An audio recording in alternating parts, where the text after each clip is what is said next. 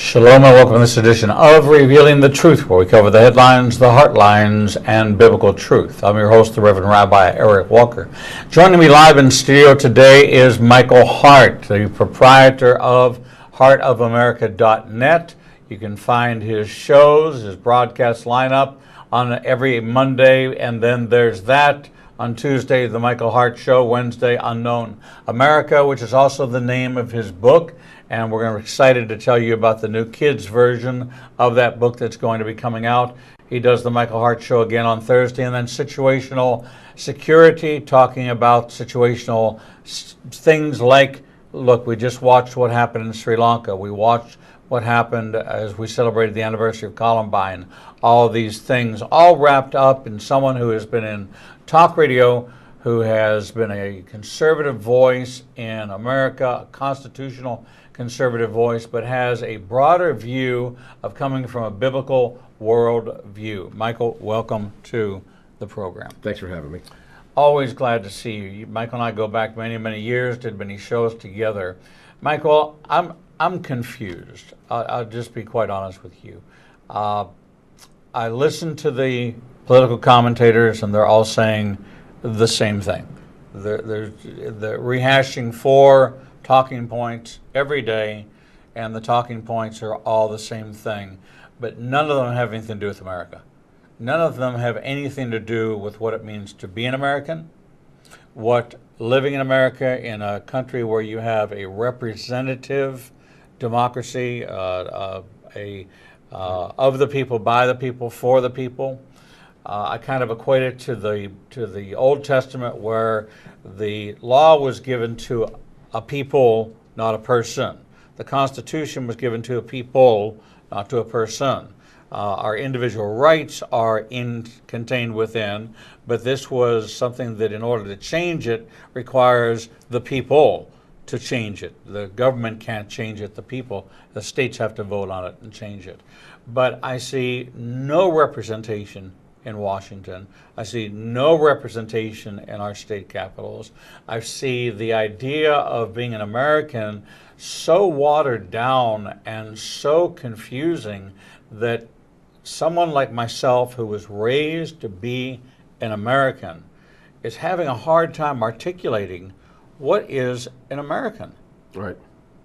Well, you know, it's funny you bring it up that way, Rabbi, because if you look at people like Rashida Tlaib and Ilhan Omar up in Minnesota and Michigan, they are more representative of their districts than a lot of the other representatives throughout the country, because these are, you know, they're devout Muslim districts, and they are representing the interest of those particular groups. In other parts of the country, not so much. You know, right here in the state of Alabama, where we originate from, we've got one senator that does not represent the values of this state at all. He was kind of a dark horse candidate that got in. We all know the story about Roy Moore. But at the end of the day, America has, it's redefined itself so many times. And as you point out with the podcast that I do daily, I did a program a couple of days ago on the Founding Fathers, because I'm a historian.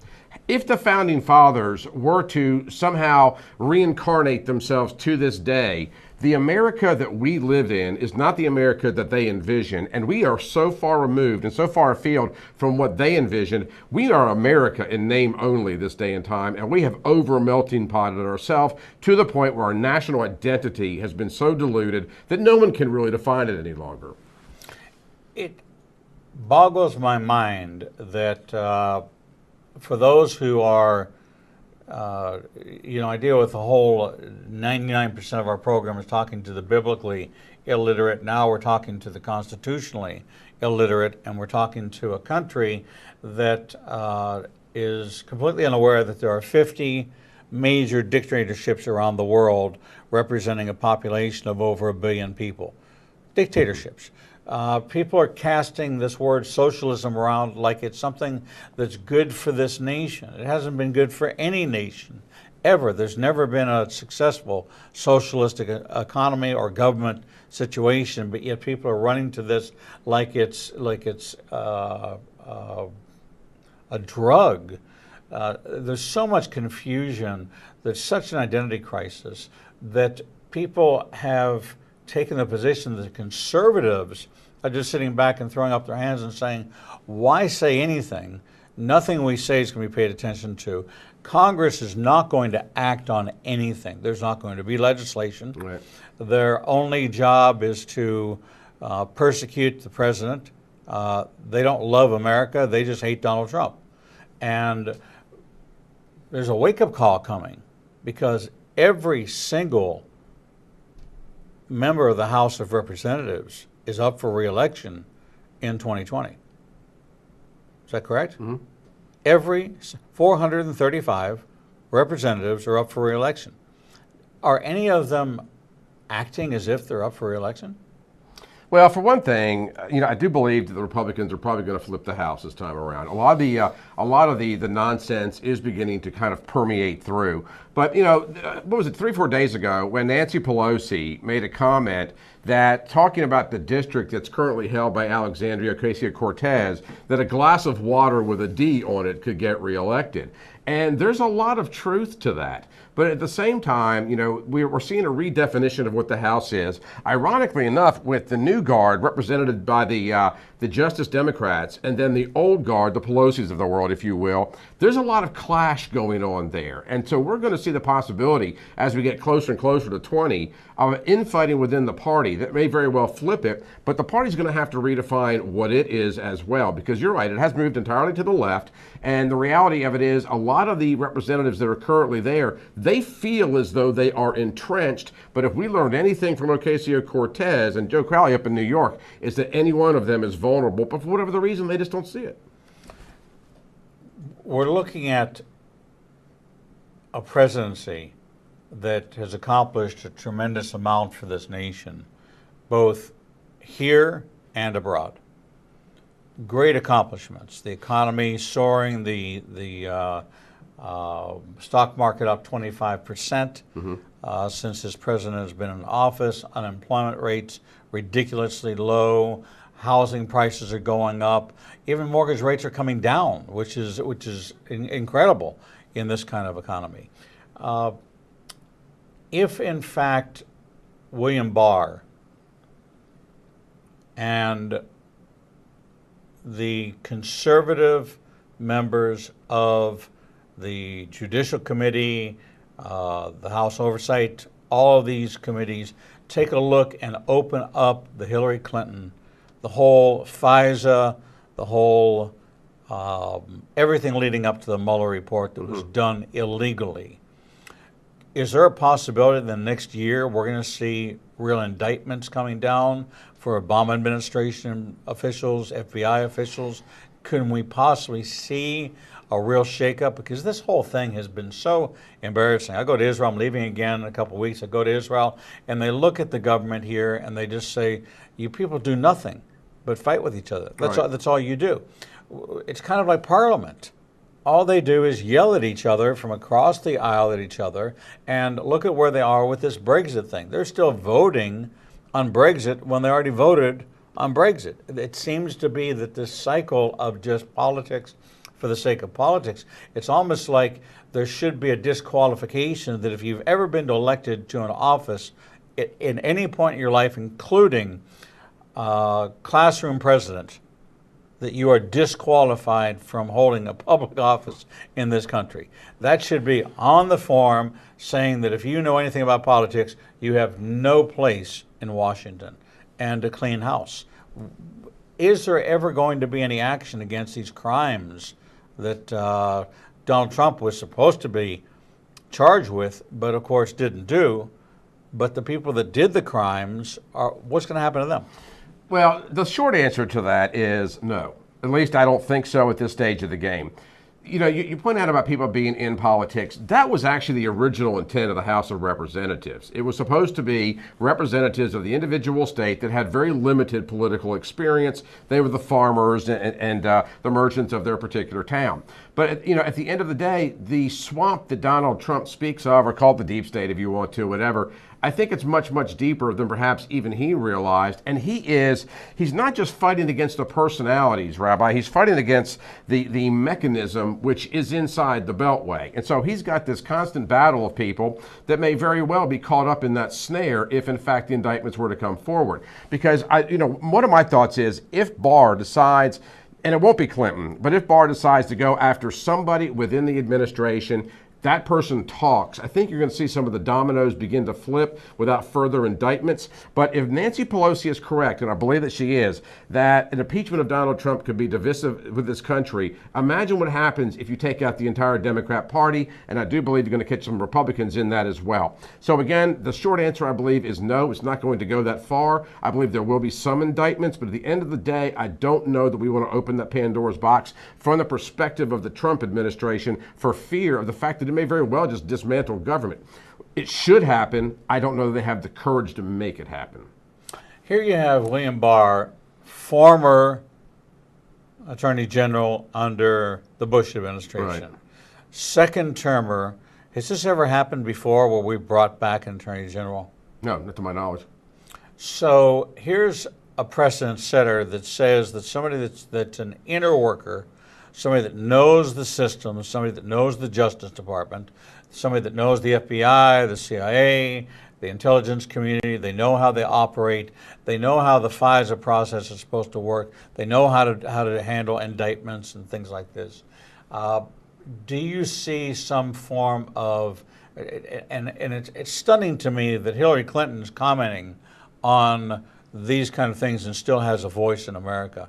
The Epstein connection alone should keep these pedophiles from having any kind of political commentary whatsoever. The Obamas are implicated in this as well. Do you think that there is going to be a back doorway? Are they going to shuffle people out of government? These people have to go. We talked about years ago, you and I sat there in the studio at the radio station talking about draining the swamp. This was part of the platform position of Donald Trump being elected. The wall, draining the swamp, those are two of the big issues. Okay? The wall's been a huge battle. Draining the swamp has become a huge battle. The swamp's not being drained. Okay? What do you see happening in that regards? Well, several things happen here. Number one, draining the swamp is generational. It's not going to happen in one administration, even if this administration gets 4 more years, because you're fighting against the status quo in Washington, D.C. You mentioned pedophiles. I don't think people really appreciate the degree of degradation that there is in Washington, D.C. How many people are culpable? How many people are guilty at the same time? This is something which people in America are going to have to accept it for what it is. But at the end of the day, you've got this social media climate. You've got, we've had discussions about abortion, transgenderism. We've got, a suicide crisis in this country, an opioid crisis in this country. The country is falling apart at the seams because of the narrative that's being sold to a lot of these young people by a complicit and very influential media that, quite frankly, is wrong a good majority of the time.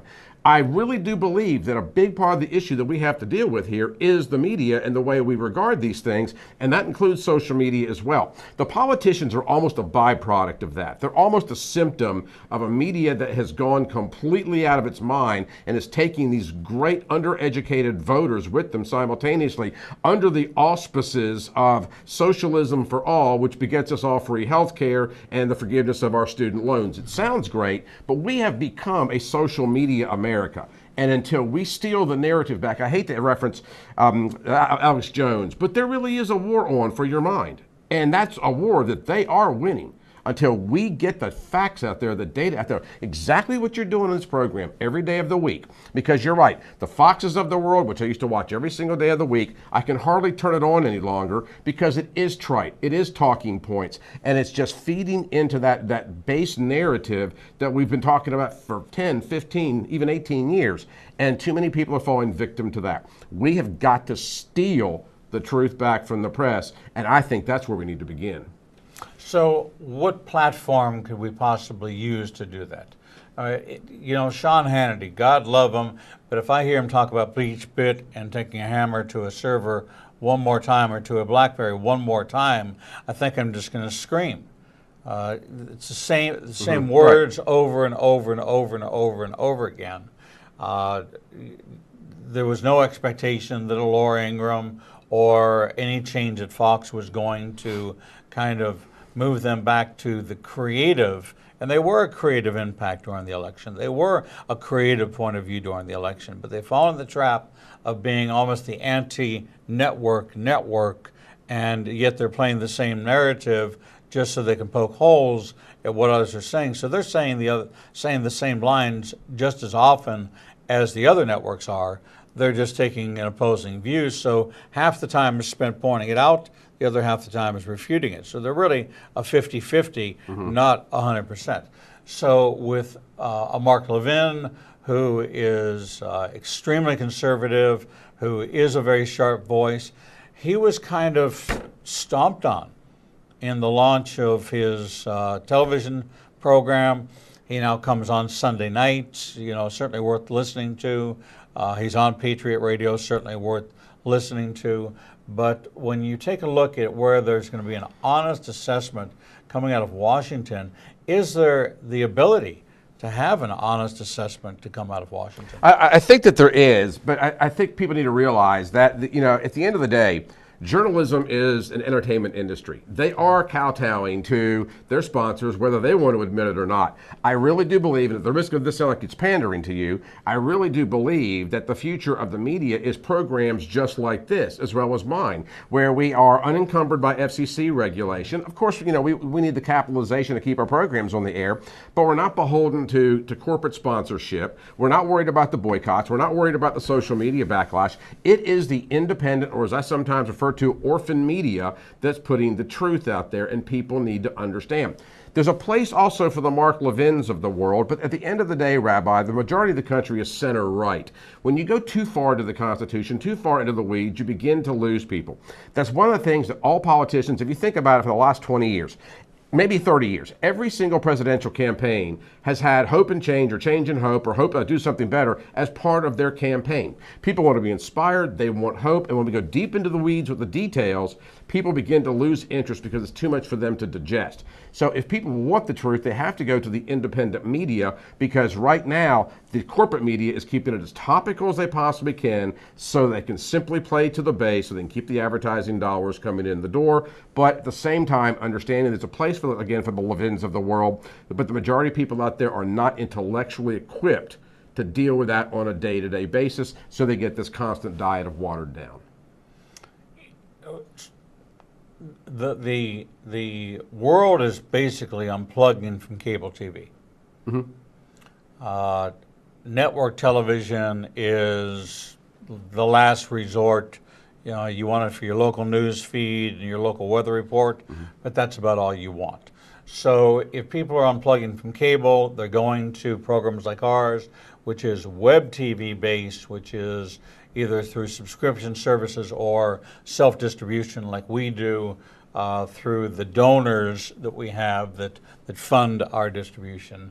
Then there's really, and in that world, because there's no barrier to entry, but there's a great barrier to entry in regards to the fact that you have to build these studios, you have to have this equipment, you have to have the bandwidth, and you have to have the willingness to start out with one viewer and hang in there till you have 2 viewers, and hang in there till you have 5 viewers, and hang in there till you have 1,000 viewers, and hang in there until you break into the hundreds of thousands and the millions, which it takes years to do. Right.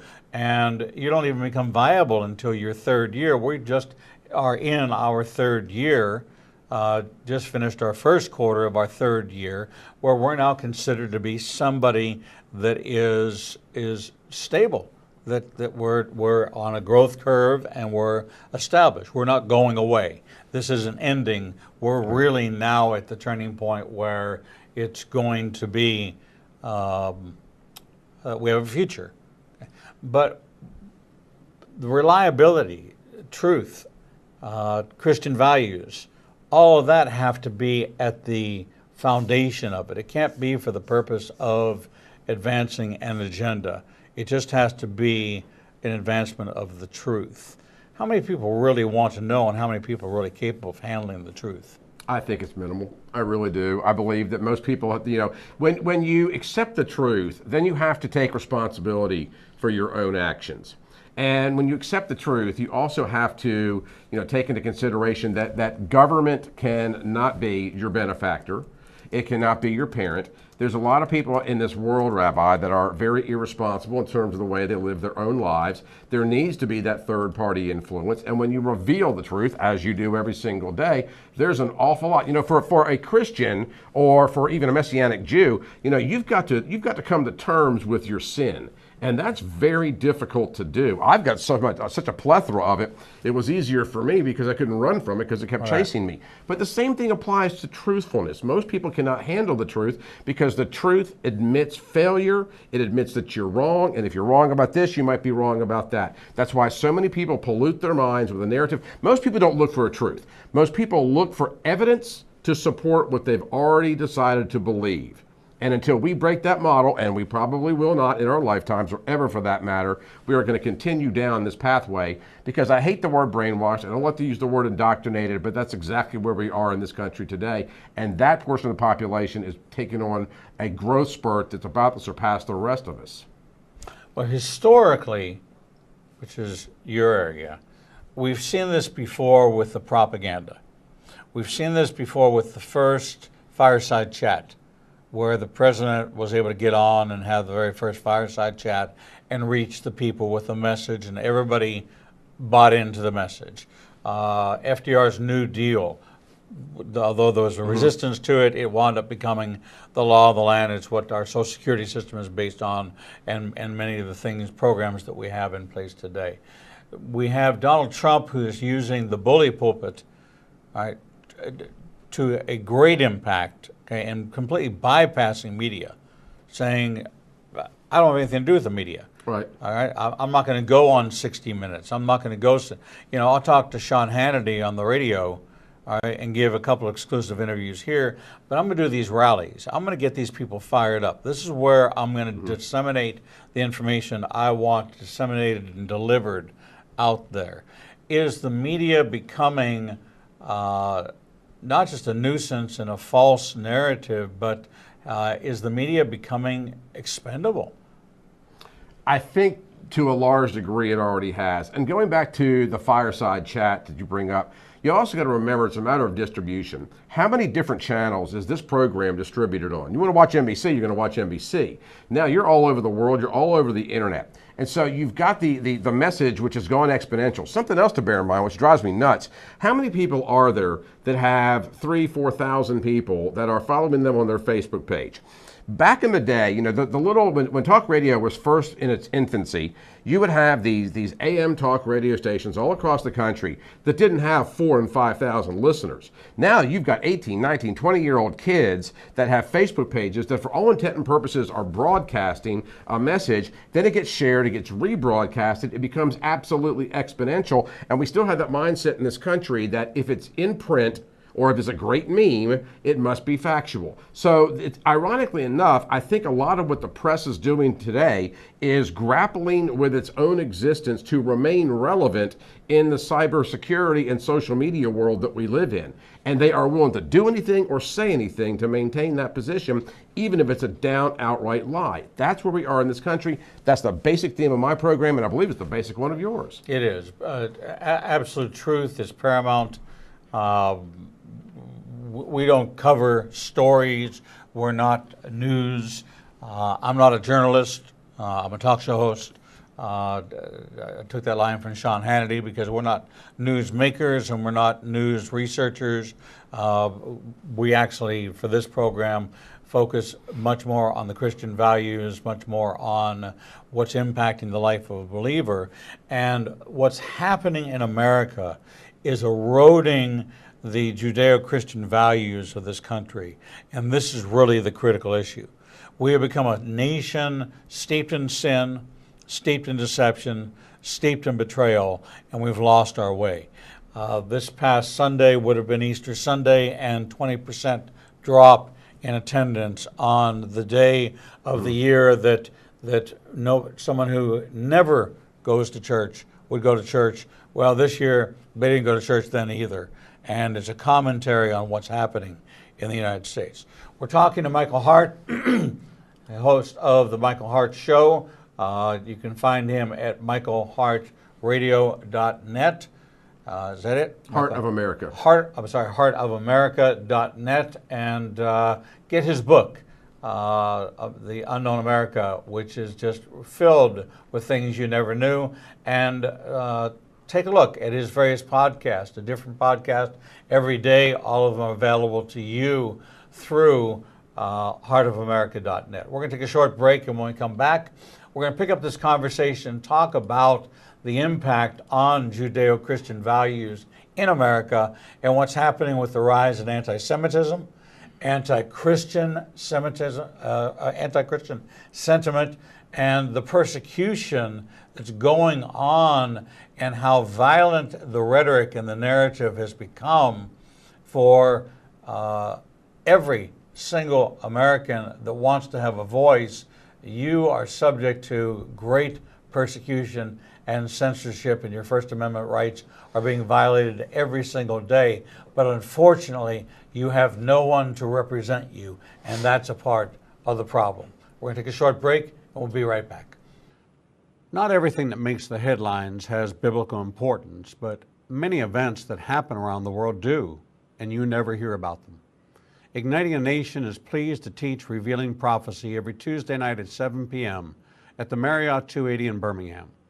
We will cover worldwide events and insider information that will connect the dots of what's happening around the world with biblical prophecy. If you happen to miss a class, we'll televise each week's class at 10 o'clock Central Time on ignitinganation.com and all our social media outlets. Copies of the teachings will also be available to purchase on our website at www.ignitinganation.com.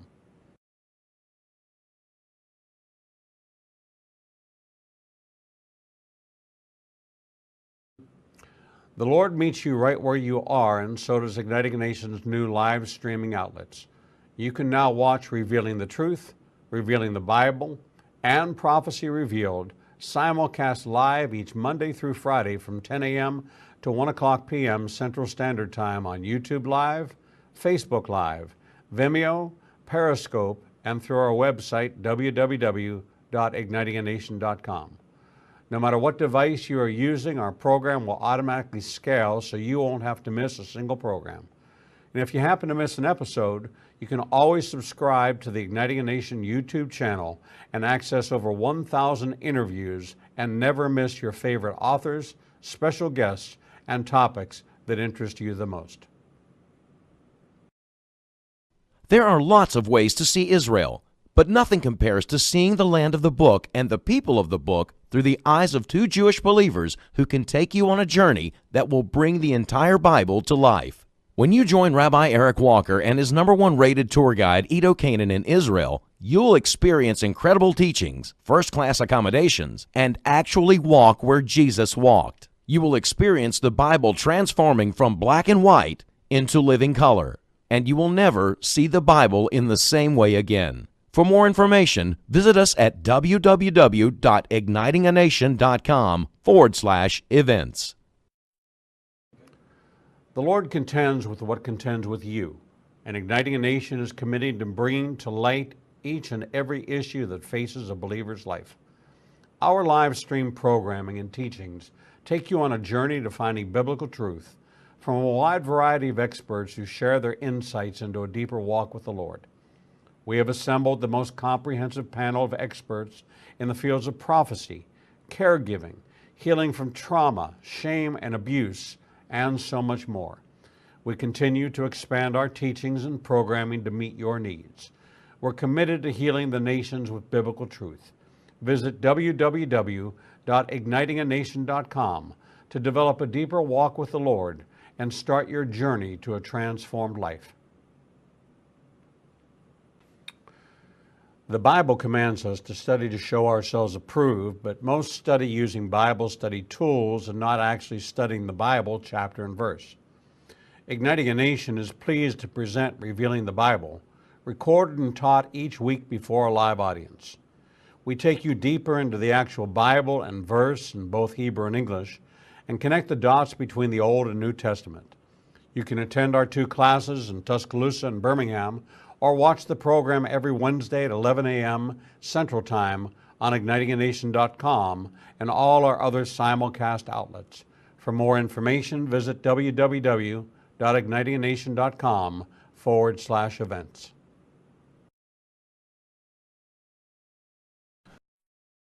Shalom and welcome back to this edition of Revealing the Truth, where we cover the headlines, the heart lines, and biblical truth. I'm your host, the Reverend Rabbi Eric Walker, and we have in studio our good friend Michael Hart, proprietor of heartofamerica.net and author of Unknown America, just a fabulous compilation of facts that most Americans had no idea about their country. Michael, welcome back to the program.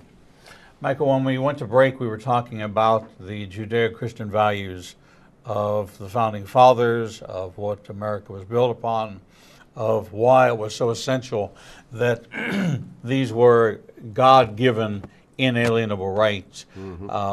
The 3, life, liberty, and the pursuit of happiness. Life being put to the test in Roe v. Wade. Liberty being put in the test of our First and Second Amendment rights being stomped upon. And pursuit of happiness is something that I think that the government has become so top-heavy that our ability for the individual's right to pursue happiness has been infringed upon by others who are depriving you of your ability to pursue happiness, because what if you happen to like a certain speaker and you want to go hear them? Well, the protest around that speaker is so great you can't get there. You're cut off from it. They wind up canceling them. How have we drifted that far away from what the Founding Fathers created our country on? And is there a way to get it back to any semblance of what it used to look like or what it was intended to be? Interestingly enough, as my children, who are all in their 20s, get a little bit older and a little more experienced in the ways of the world, they do tend to come around to my way of thinking, whereas their mother was quite devout in her liberal viewpoints. And the reason I bring that up is I believe that once people are confronted with the reality and it hits them at home and they experience it firsthand, that they do have these cathartic moments. However, the church, be it whether it's the Christian church, the Jewish church, whatever, is a threat to government. And government does not want to allow the church to have that kind of power, because it wants to be the one, as you point out, that provides the happiness. The problem is, in the case of the analogy with my children, that's a slow drip of reality for these people. You've got to figure out a way to come to it en masse. And I'm going to tell you something, Rabbi, and this might be offensive to some people, but I think part of the problem is also the churches themselves. Pastors are reticent about speaking the truth about the gospel, holding people accountable. There is also the hyper commercialization of the gospel. And, of course, we've got the prosperity gospel for one thing, but and I'm guilty of this myself, so I just want to preface this. But think about it this way. You talk about the attendance falling off at Easter. Why should I go through, this is the minds of some people, why should I go through the machinations of getting up, getting dressed, getting my pastel suit out, putting the makeup on if you're a woman, getting in the car, deal with the parking and all that stuff, when I can go to the church service on my device? We've got a lot of churches, and I realize it's a method of spreading the gospel, but we've got a lot of churches that are now broadcasting the gospel, and they're making it easier and easier and easier to leave the actual body of the congregation. I also think to a degree that kind of water downs or dilutes the message itself, because now the message is importable and less important because it's something that I can get to, at my own time, my own frame. You missed it when it was live, I'll watch it a little bit later on. You have churches where you go to a satellite campus and you watch it on a big screen where it's going on another campus, and I've done it too. But why should I go to this campus over here when I can watch it on my TV over there from the comfort of my own living room? So I think there's an aspect of the churches playing into that, but there's also the media, which is has a complete false narrative about being a Christian, about being a practicing Jew, that there's sacrifice, it's not fun, there's nothing glorious about it. They call into the question, do the scientific beliefs that they're espousing us with global warming and things like that there can't possibly be an afterlife.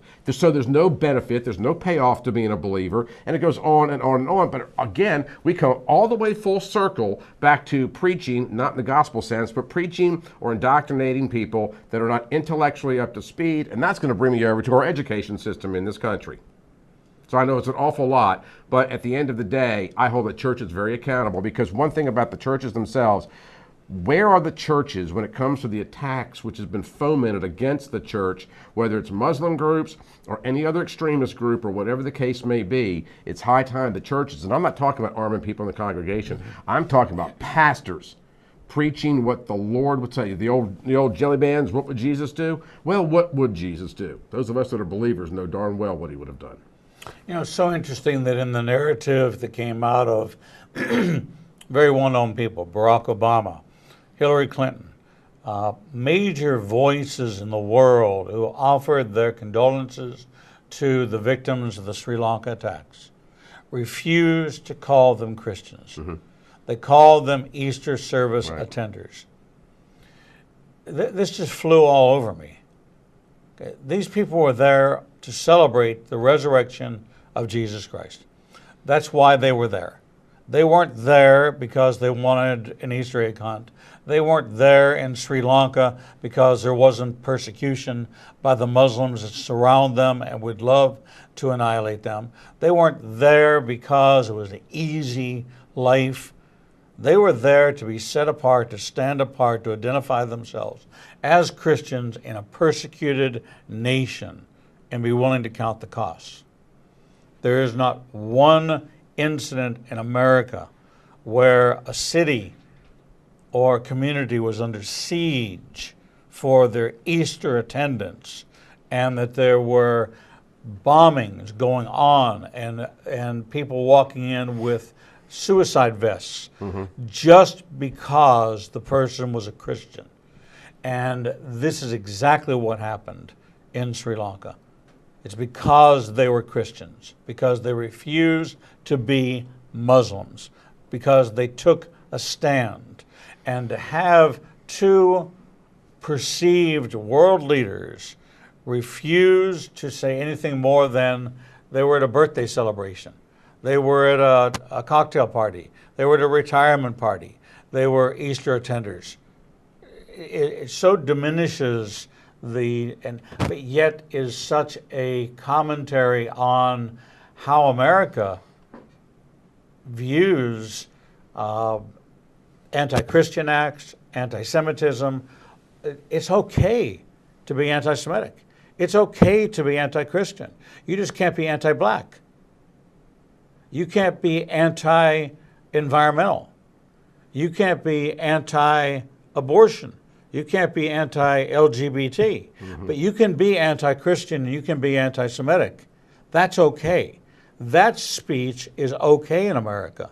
But by God, you have to respect the right of the mother. You have to respect the right of the person to determine their sexual identity. But you do not have to respect my right to believe in Jesus or my right to be Jewish. This is what's happening. This is absolutely represented in the world as America's position, and yet Americans are quietly, and this is the conversation you and I had before the 2018 election, is that if the conservative Christian voice continues to be quieted, continues to be lazy, continues to be dumbed down, this country is going to come under a siege and people aren't going to see it coming. And it's going to happen, and they're going to be shocked. And they're going to be the Pastor Niemöllers of the Holocaust that said, you know, when they came for the trade unionists, I wasn't a trade unionist, so I didn't say anything. And when they came for the communists, I wasn't a communist, so I didn't say anything. And when they came for the Jews, I wasn't a Jew, so I didn't say anything. And when they came for me, man, there was nobody left to talk. Right. Your use of the word diminished is absolutely spot on. To call the Easter worshipers, Christians, validates Christ in that statement. It validates his existence. Government cannot tolerate that with the current condition that we have it in. Everybody, maybe not so much you, and certainly not so much me, but most people in America want somebody to be their hero, their benefactor, their leader, their parent. If the church has that role, then what role does government have? They've got to remove the church so that government can supplant that parental role in the minds of many of these voters. You know darn good and well that I was raised a Catholic. And although I would not consider myself a practicing Catholic, the reality of it is, politically speaking, there's been a lot of fear in this country as it relates to Catholicism because all Catholics live and die on everything the Pope says, which is simply not true for most Catholics anyway. So in this sense, the Pope becomes the de facto leader of the Catholic Church in America, also a threat to government. They have got to diminish the value, the import, and the influence of the church so they can replace it with government programs so they can maintain their power. It is really no more complicated than that. What people seem to miss the point over is that once that takes place and government controls everything, it will control all aspects of your life. Right now, socialism sounds great, but when socialism is your only option, when socialized medicine is your only option, not grow so great so fast. So the church, and I'll tell you something else that really kind of gets under my skin, is when people say things, Rabbi, like, well, there's a war on Christianity because we have to say holiday tree instead of Christmas tree. That is so infantile when you compare it to the international war on Christianity, which is what it really is. It's not a matter of not sending out Christmas cards. It's not a matter of having, a holiday suit or whatever the case may be. That's low-hanging fruit compared to the international and well-coordinated attacks against the church for fear of whether it's the United States government, and I know as Americans, we just don't believe our government can do that to us, but yet they do right before our very eyes. And again, we're back to the church, what it says, and I'll tell you something else, and I don't want to rant here, but this really kind of irritates me as it relates to Christians, is this mindset of, well, I'm going to pray about it. God's got this. I don't have to worry about it because he's going to take care of it at the end of the day. God expects us to step up. And we don't have enough people in this country. And then when you have 50% of claimed evangelicals not even showing up to the poll, and then we have the audacity to complain about LGBT marriages in our churches or abortion, and they're not even showing up to make their voices heard, that's the problem. The problem, in my opinion, resides on the shoulders of the church. I agree with you. You and I have talked about the Black Robe Regimen, maybe to the exclusion of other than David Barton. Maybe you and I have talked about it more on the air than most other people combined, because this was exactly what England was afraid of. This was what, during the American Revolution, they were concerned not with the musketeer, but with the Black Robe Regiment. This was the pulpit of America telling the people what was godly, what was ungodly, what was of Christian value, and how the Church of England and how the government of England was opposed to the freedom of expression, of religious expression in America. And this is what were the colonies, and this is the fear that the influence of the pastor of the ministry. Now, I've got to tell you, this whole lie, deception of this 501c3 status being put in jeopardy if you talk politics in the pulpit is an absolute fabrication. There's never been one single court case where any pastor, minister, 501c3 has been brought before and served with papers for violating, because the only restriction politically within the 501c3 nonprofit category is that you cannot endorse a candidate from the pulpit.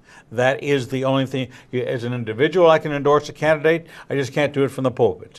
Okay? Mm-hmm. That is so that you are not putting undue pressure and implying that God said this is the person. So they take that's the separation of church and state in that little bit of gray area, that there'll be no state religion. Well, the way there can be no state religion is to not have the religion control the people in the state. And so that's one little slice of it. It's a 10-degree angle look at what it really says. But this idea that we're not supposed to be the influencers. You and I did a conference together, and we stood there and we brought up the points that said that it is the pastor's responsibility to inform the people. He is the one that's supposed to be informed. If your Christian rights are being stomped on in your community, in your principality, your locale, your county, your community, your township, whatever you're in, then the churches, the pastors should be talking to each other, and they should be talking about mobilizing their congregations to make a point. Listen, in Birmingham, Alabama, we saw Martin Luther King. We saw the March on Selma. We've seen all of that led by religious leaders. The fact that they were black and it was ascribed to civil rights did not take Dr. Martin Luther King's ordination as a minister away from him, and he was speaking as a minister of the gospel. Right. Right. That was his primary goal, was as a minister of the gospel. And as part of his duties as a minister of the gospel was to bring truth, to bring things that were hidden in darkness into the light, and tell the biblical truth of equality, the biblical truth of the rights of the human being, all image bearers of the one true God.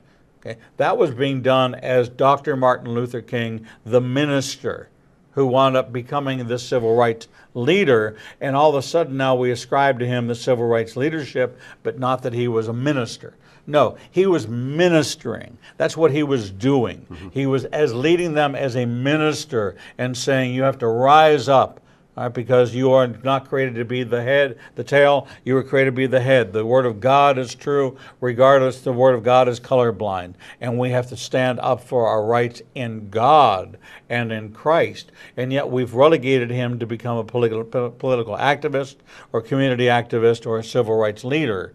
Okay? But in fact, he had the voice and the pulpit because he was an ordained minister and because he was acting in that capacity. And so I do fault the ministry for not taking a role in civil situations, in civil matters that affect their congregants.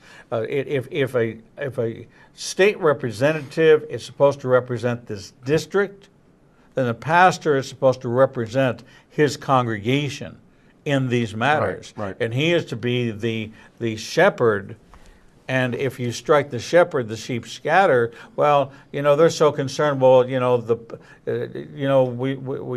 don't want to step on anybody's toes. There might be some pro-LGBT people in our congregation. There might be some pro-abortion people in our congregation. So, pastors, stay away from these topics because, we're not getting enough tithes. We're not getting enough attendance. Be honest with you, I built a congregation, not I, the Lord, through me, built a congregation that the firmer, the bolder, the harder, the more direct I preached, the bigger it grew. I'm going to stop you right there because that's exactly what I was just thinking. Because at the end of the day, despite the video component of it, church attendance is down. But you've got this socialized move in this country because people are looking for leadership. They want boundaries set upon them. And the church has relegated that to small groups and casserole dinners and whatever the case may be, without holding people accountable. People aren't leaving the church because we don't have enough praise music and enough graphics. They're leaving the church because they're not getting anything from the church.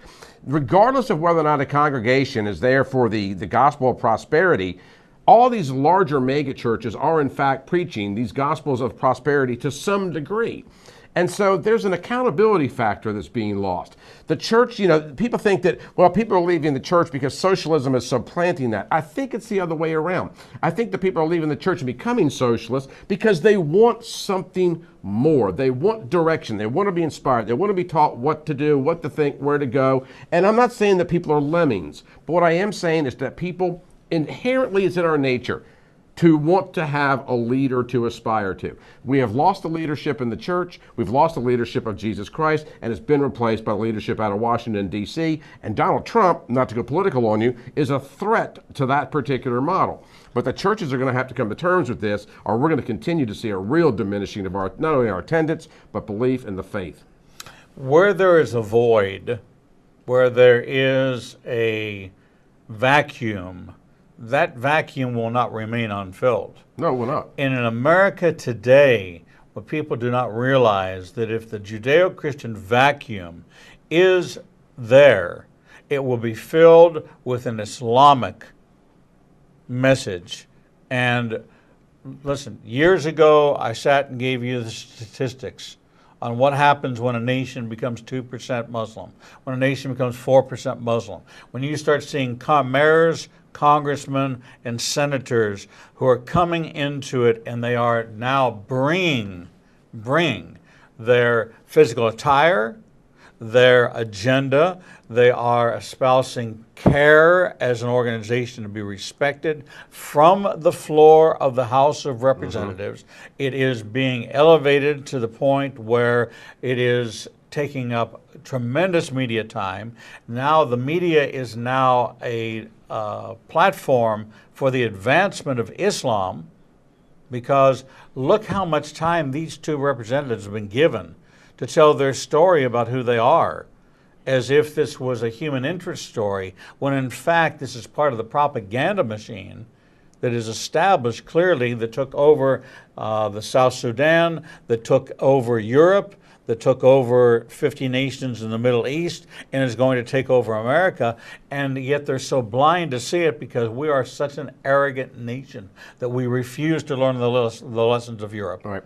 Okay. Well, another irony that I think is absolutely amusing is how many people on the left support the ideologies of a Tlaib or of a Omar, and without realizing that just if there was a full-fledged implementation, for example, of Sharia, every homosexual in America would be put to death. Right. You'd have the complete abolition of abortion. Women would be relegated to being chattel and property of men.